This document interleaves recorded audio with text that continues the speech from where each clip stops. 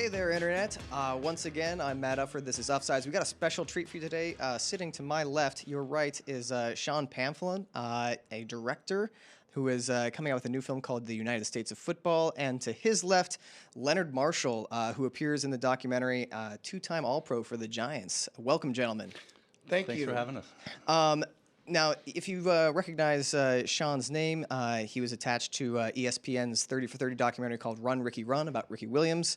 And, of course, you were a prominent name in the Bountygate scandal. We're going to get into that a second, but I just want to talk about the United States of Football. You're the documentary first. I watched it last night. And folks, you're going to hear about this film as the football season gets closer. It is a really powerful, moving documentary about head injuries and brain injuries in football, and particularly the NFL. We've got a clip I want people to understand of the trailer, but Sean, would you like to introduce kind of what it's about? Yeah, I would say that it's a cultural examination of America's favorite sport from PB to the pros. I mean, certainly head trauma is an element of it, but we really look at like coaching, media. I mean, I think we cover it sort of three-dimensionally, and I think that's what distinguishes it from, say, a Head Games or, a lot of the films that are going to be coming out. It's a very personal film from the standpoint that I go out and I look for answers whether or not I want to let my son play. And in the process, I meet gentlemen like Leonard, Kyle Turley, and a few others who, are suffering the effects from it. So I want to get their opinions before we make our decision. Yeah, and like I said, we have the trailer for it. If we can spin that right now. A 12-year-old boy were to say to a football official, "We cannot in good conscience allow our son to play football." What's the possible response from a football official? The road to this journey began with the decision to let my own 12-year-old son play, and a story I read about Kyle Turley. It can lead to other really bad things, onsets of dementia. Not really looking forward to that. They denied what was happening with guys later on in their career. Kill the head, the body will die. Yeah, so that's the United States of Football. It premieres this Friday in New York City, Los Angeles, and Chicago, correct? Yeah, I believe Tampa as well, and then it's going to eventually roll out into, at this point, we have close to 100 theaters, by September 6th, but we're building steam. And Leonard, you said you saw it. What's your take on the film? Well, my piece of it is it's powerful in that it discusses the human interest side of what fans should be interested in terms of players. I think what we represented as heroes of the past and heroes in the game is one thing, but it's the human interest side now that's engaging for fans that watch this film, for people that take an interest in participating in what we're trying to have happen, which is teach younger kids a better way to play the game. Ensure them with the ability to know that there's someone there who cares. Big brother's watching over your shoulder while you play the sport and engage in the sport. And that's the most important thing in all of this, is that we take care of those that take care of us. Yeah, I was intrigued by that. There's a quote from, I want to say it's Chris Carter talking about how the worst coaches are teaching at the level where they're needed the most, children learning the game. And Sean, you deal with your son. Will he play football? Did you eventually decide what did he end up doing? Well, I went out and got the information, and I consider my son to be a very thoughtful person, really smart. So I gave him the information, and I wanted to empower him with the choice. So he chose not to play. He's continuing to play baseball, and he picked up the guitar. Inspired by Kyle Turley. For those, to give a little bit of the narrative thread of the film, it follows, I would say, primarily Kyle Turley, who suffered 7 concussions throughout well, his NFL career. I think they say it was about 10. I think that there's maybe 2 that were diagnosed, but a lot of the research suggests that about 90%, 80 to 90% of concussions go undiagnosed. And back then, these guys didn't know that when they hit somebody and when they saw stars, they felt that they had to be knocked out of the game to have a concussion. They didn't realize that sustained trauma is a concussion. So when they found out this information, they had to go back, and the numbers, I mean, you can't figure out the numbers. I mean, Junior Seau played 20 years of professional football, and not once was he ever listed on the injury report as having been concussed. and dead at the age of 43 of suicide. Tragically, yeah. The film also follows Sean Morey, a longtime special teamer for the teams like the Steelers and Cardinals. You also talk to Jim Brown, James Harrison, as well as prominent media characters Frank Ford, Mike Silver of Yahoo, Malcolm Gladwell, Peter King, Bob Costas. I feel like it's the one person that you don't really get at is Roger Goodell. I feel like the NFL obviously was not keen to talk to you. Well, I think that they're much more apt to talk to journalists who are affiliated with places that have NFL contracts, because there's a this is my opinion, there's a way to control the message that way.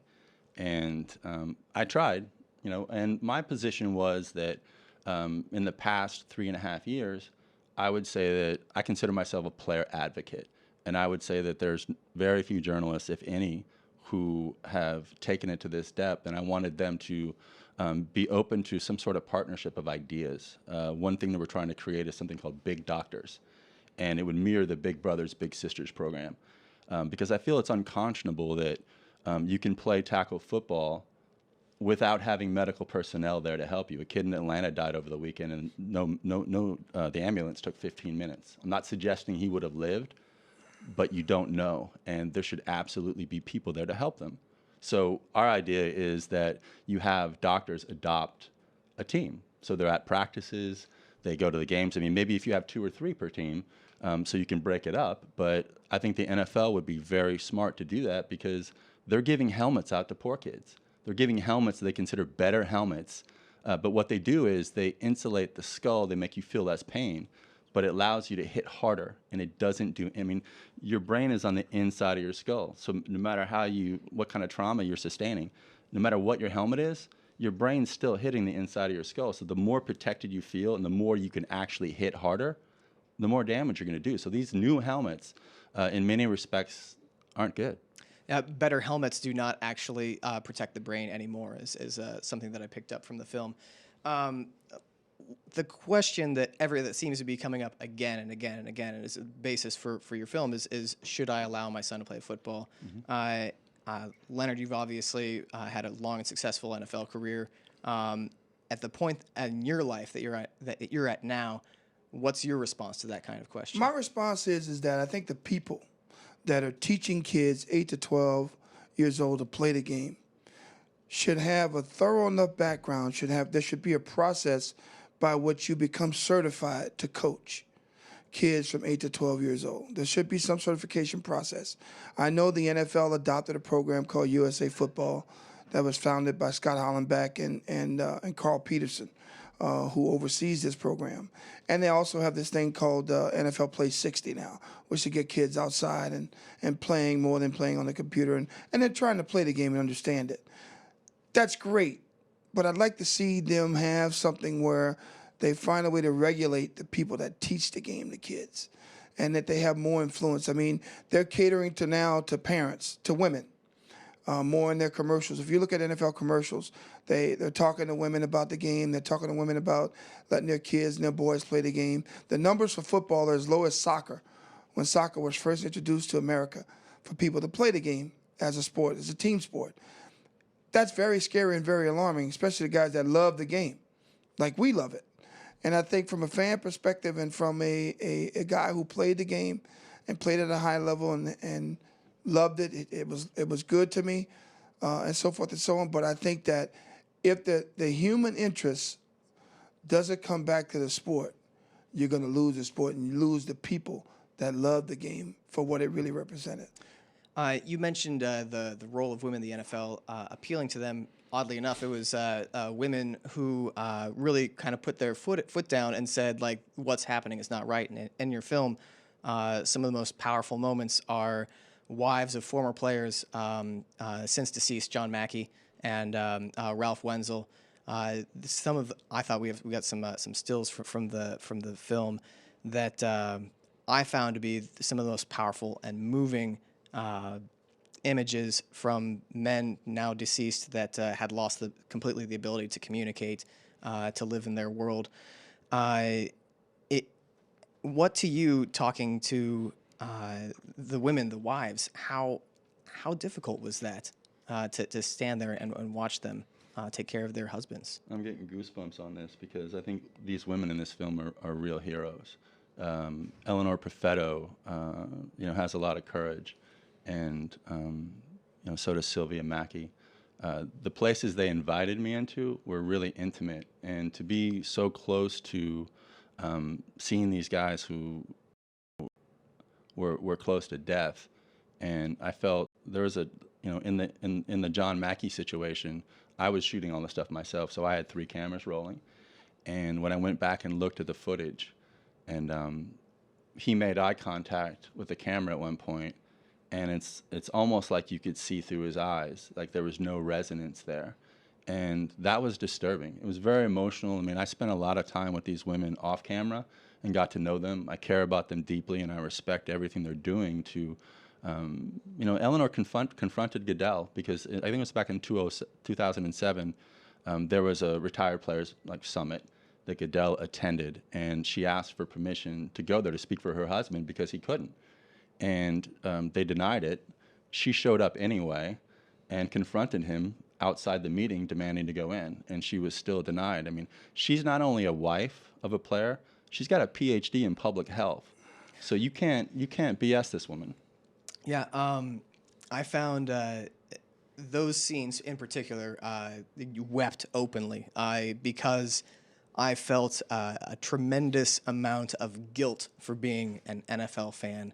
And one of the things that I was left taking away from the movie is, what can I do to be a fan of the NFL or be a fan of football and still be responsible?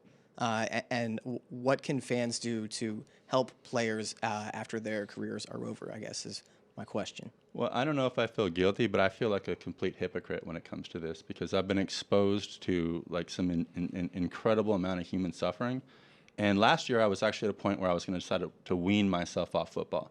My friend Patrick Hruby, who writes for Sports on Earth, has covered a lot of these issues, and he's doing some fantastic work. And his thing last year, he was going to step away, and I was in line with him. But then I went to Seahawks training camp, and I saw Russell Wilson, and it was like pretty much love at first pass. He's a powerful yeah, drug. I mean, yeah, he's my new Derek Jeter.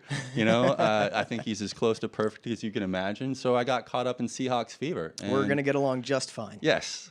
And hopefully we can finish the job this year. But that's the thing. I mean, I know, but I root differently. I mean, I look at football like it's physical poetry. If you look at the intricacies of the game, I had a long conversation with Ricky Williams about this, and he was talking about the energy and flow. If you really watch it, and such a smart way of describing it. So I watch it differently. But the choreography of the game and the athleticism is incredible. But I don't need to see guys purposely not even try to tackle.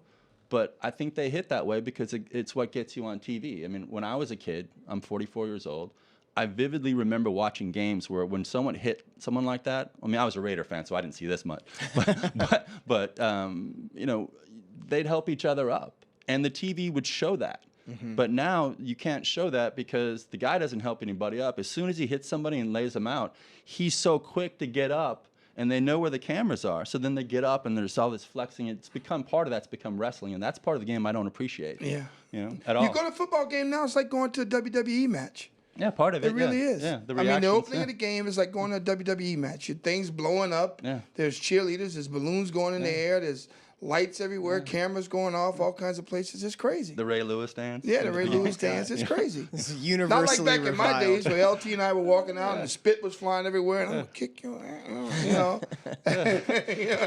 That's what it was back in the day. Yeah. Leonard, I do have something queued up. I want to see this hit that you laid you at Joe see this Montana. hit, okay. Running out, he's in trouble. May run, looks back, looking for someone. They got him back at the 15-yard line.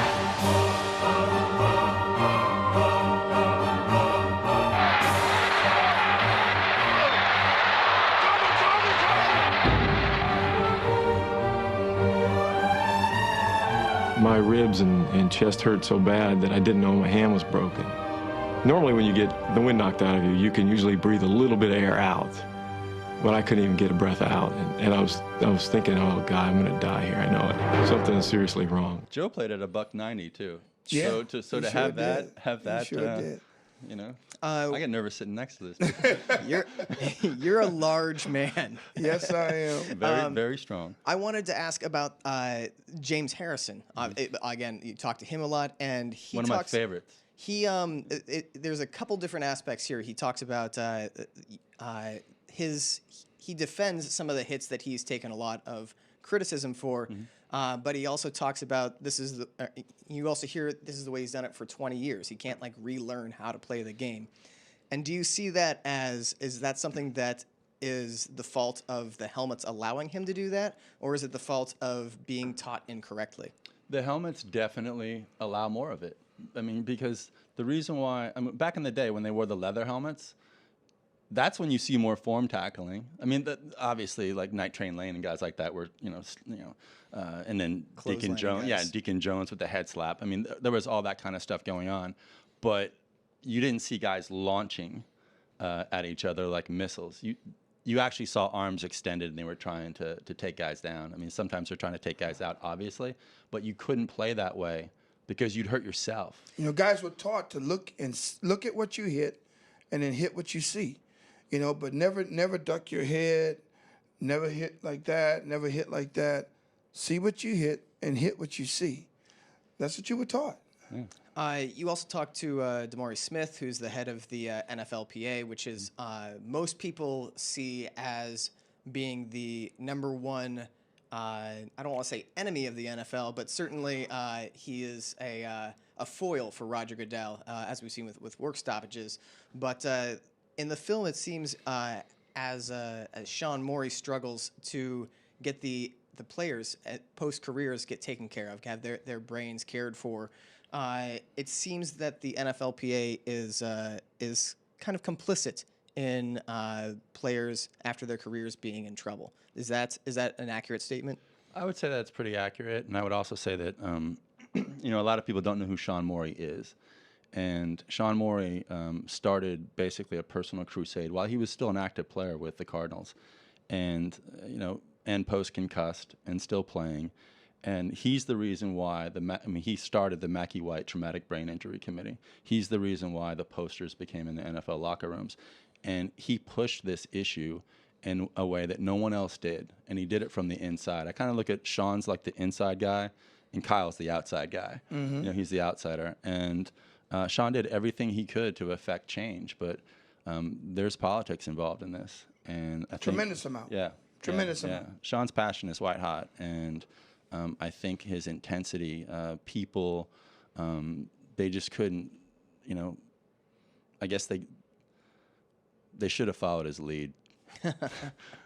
I want to ask, there's a 2009 article in the New Yorker written by Malcolm Gladwell about head injuries in football, and it kind of examines whether they're inherent to the game. Like, is it something that inherently injures and cripples its players, or is it incidental? Is it something like wrecks in stock car racing where you can make them safer? What's your take on that? I think that D. Smith actually said that, when you play football, injuries are not accidents. They are a consequence or foreseeable consequence of the way the business is conducted. So you go out there and you understand this is part of it. This is part of the deal.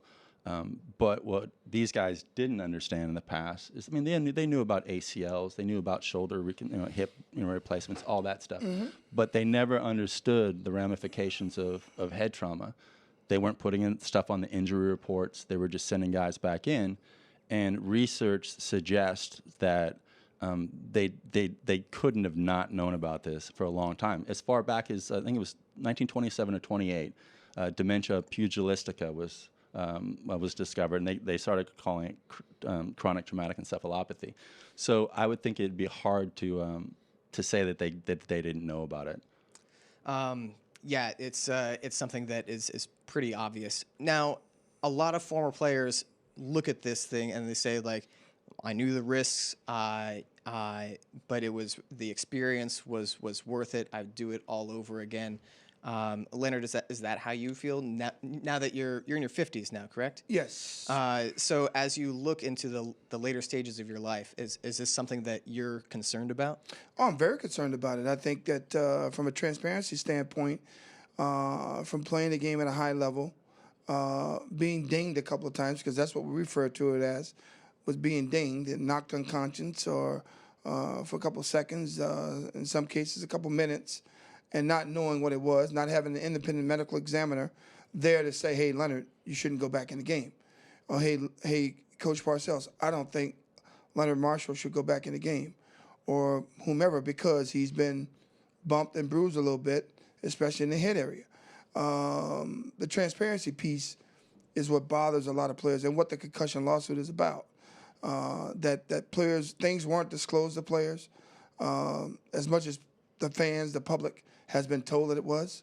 There's been medical reports done on players, and that information wasn't shared with players.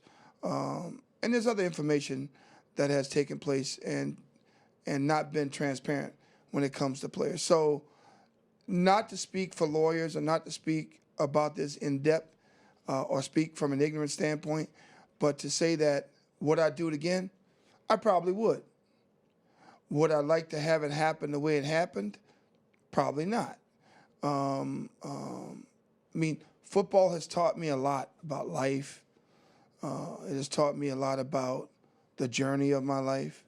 It has enabled me to take care of my family, take care of my children, take care of people I care about, and do things with my life that I probably wouldn't have been able to do.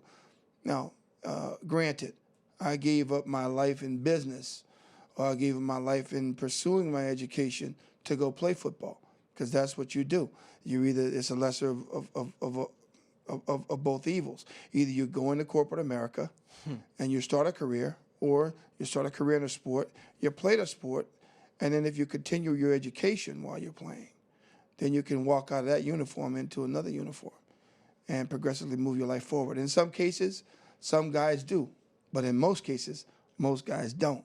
And they don't because of the disconnect that's associated with the transition process, with the learning curve, with guys being bumped, bruised, and injured to the point where they can't participate in moving their life forward. And those are the guys that Sean cares about, I care about, and some of the guys that have passed on because of it. I mean, I have a friend that committed suicide, a teammate that committed suicide. That's very close to me because not only was he my friend, he was my fraternity brother. He was a very successful man. Married someone from Louisiana. Yeah, married someone, Dave Durson. Married someone from Louisiana that I had a connection with because she attended LSU as an undergrad student, and 4 children, and just did a lot with his life. MBA from Harvard, an executive, on the board of the Disability Review Board and representing the NFL against players. And when it came up that they had to make that decision about his situation, and he was denied because they didn't think he was severely injured to the point where he couldn't function and take care of himself and his family, he opted out. He took the lower post. He put the gun to his chest and blew himself away. Now, is that fair? No, that's not fair. It's not fair. Because what it tells me is that the human interest of the National Football League is not their concern. Okay? It's the bottom line. It's the bottom line. And like I said to Sean, when I came in the league, the Giants were worth about $200 million. Today, that team's worth $1.6 billion. It's one of the wealthiest, they're one of the top 5 franchises in the National Football League. And not that John Mara and Steve Tisch haven't done the right thing when it comes to players, because they have. They have.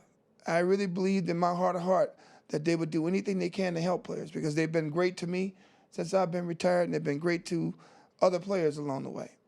But I just think that they could do a better job.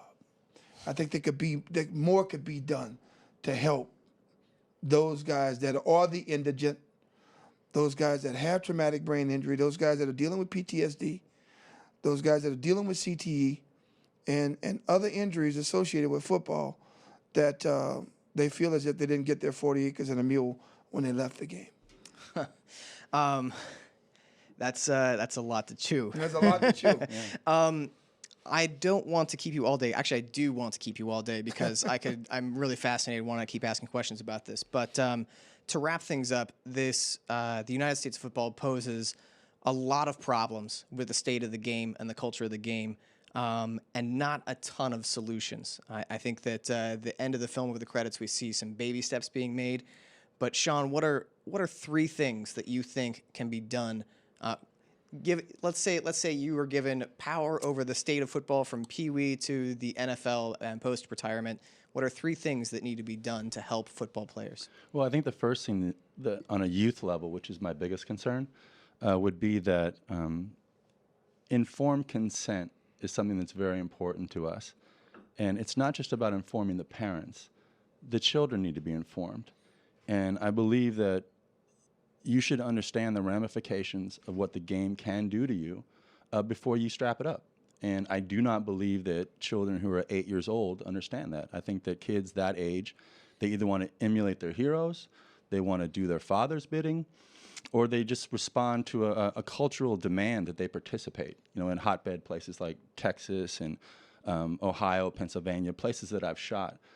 So I think kids, first of all, need to be able to have informed consent and part of the decision and be able to opt out themselves and have that be okay. I think something that, I'm being facetious, but, as far as the pro game is concerned, until you can actually put a pad in between your brain and your skull, I think they're in trouble because you can make the helmets as powerful as you want, but ultimately what you're doing is you're protecting the skull. Until you can actually eliminate the brain trauma from hitting the skull, you can't change it. The idea of taking the helmet out of the game, I think that's impossible. And when you look at the new rule about running backs, now they can't lower their heads. What are they supposed to do? Stand up and take it either in the nuts or the sternum? I wouldn't want to play football that way. So I don't think it's my position to say I have the answers. My charge in this film is to take the helmet off the players and let people realize they're just people. Like the way this film is done, I could see Leonard being my neighbor. I could see Sean Morey and our kids, playing ball together, and us sitting in the bleachers talking about it. And I think that you get a real sense of who they are as human beings. My feeling is I wanted to make people associate, identify, and care about these guys. After Junior Seau's suicide, I wrote a piece about connecting the veterans and former football players, and it's something that I've a metaphor that you hear all the time, that football players are warriors, gladiators. The Marshall metaphor, I think, is overdone and tired in sports, but in this case, I see similarities between the traumatic brain injuries of veterans and CTE in football players, and kind of a connecting force that we see is that while you're in uniform, whether you be a football player or a veteran, people are excited about you, excited about your presence, thankful for what you do, whether it be in a different country or on the football field. And then once you leave that service, there are serious problems for just being out of the public's perception. And I think that's something that we as a country need to address across all platforms. I sat across from, at a screening we had in the film in February. At dinner, I sat across from General Pete Corelli, and he was very involved in the VA hospital. His wife was very, very involved in that. And he talked about the numbers of veterans coming back who are just completely damaged, and it far exceeds the amount of NFL players are. There's like 1,800 NFL players or 1,600 NFL players, and the number of veterans that are coming back that are impaired is staggering. And for a long time they were denying people PTSD, just like the disability situation. Absolutely. Because it costs money. Yeah, absolutely. And President Obama developed and adopted a new program to deal with ex-military and the indigent that were overwhelmed from their tour in the military, to now offer a stipend to those people to help care for them.